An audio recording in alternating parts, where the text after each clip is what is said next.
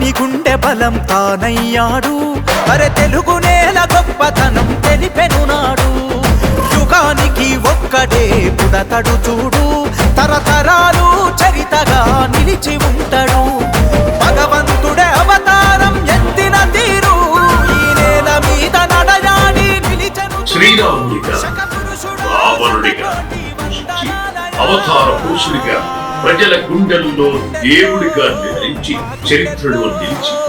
గుండెల్లో గుడి కట్టి నామయ్య మా ఇళ్లల్లో జెండా పెట్టి నామయ్య ఇంగారి ప్రేమ గెలిచినామయ్య మహానందమూరి తారక రామయ్య